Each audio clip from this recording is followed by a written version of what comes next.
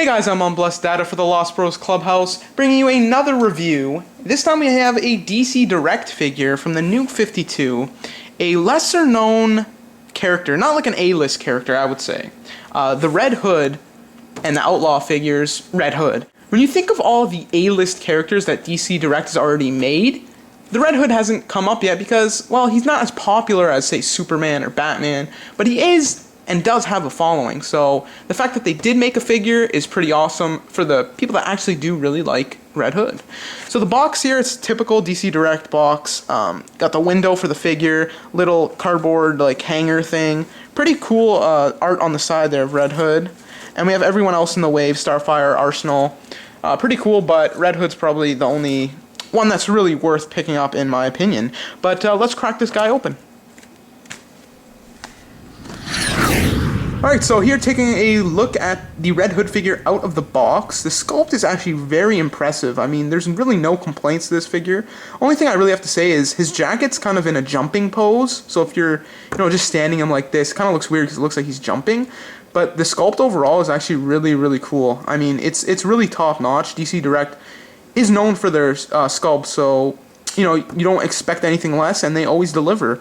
The other thing, the problem with DC Direct is that usually they don't have a lot of articulation. But Red Hood actually does have a good amount, so let's take a look.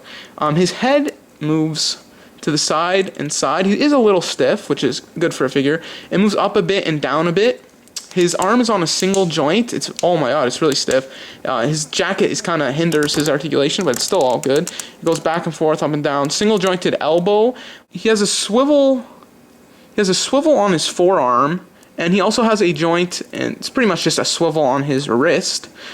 These blades, they move a bit, so like that, so you can move them up and down and stuff. They do not come off, which is kind of disappointing because I know a lot of people want them to come off because in the comics and pretty much every rendition of Red Hood, he usually doesn't have these giant blades, so it's, kind of a nuisance a bit, but it still looks really cool, so there's really no complaints there, but I kind of wish it did come off, but oh well.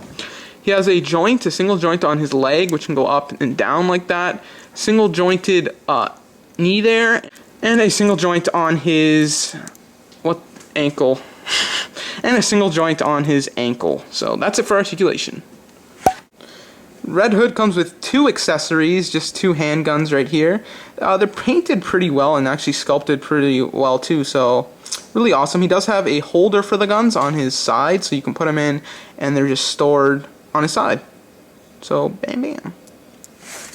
Taking a closer look at the sculpt of Red Hood, he has like the head sculpt that gives him a mouth, which even in the animated movie he doesn't have. It's just a helmet, but this is more of the comic style because you can actually see his mouth, and his nose is more outlined as well, so it's more towards the comic, but it still works for the movie too. But you can see his jacket's really well sculpted. Even his chest is really, really cool. There's no ab crunches, it's kind of disappointing, but still really nice sculpt. You can see his pouches right here that holds his guns, and his arms right here are really cool. The blades you can see right here.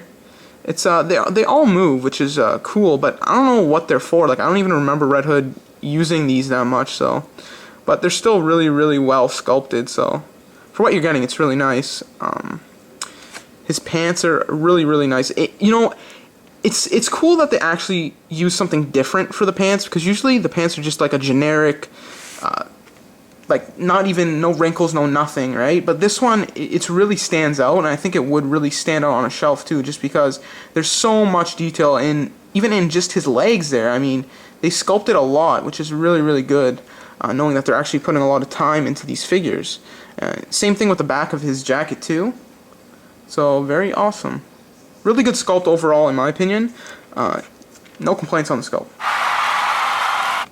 Alright, so for a quick size comparison, you can see Red Hood standing next to a Marvel Legends figure and a DC Universe Classics figure.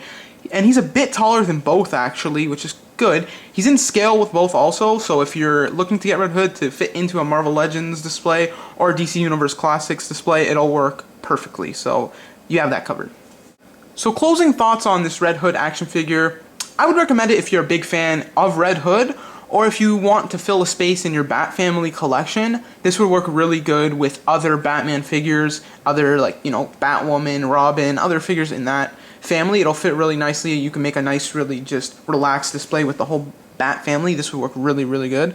So if you're looking for something like that, it's a really good figure. If you're looking for a figure that has a lot of articulation, I wouldn't go with this figure just because it doesn't have an ab crunch or double jointed anything really. So if you're looking for a really articulated figure, I wouldn't recommend this.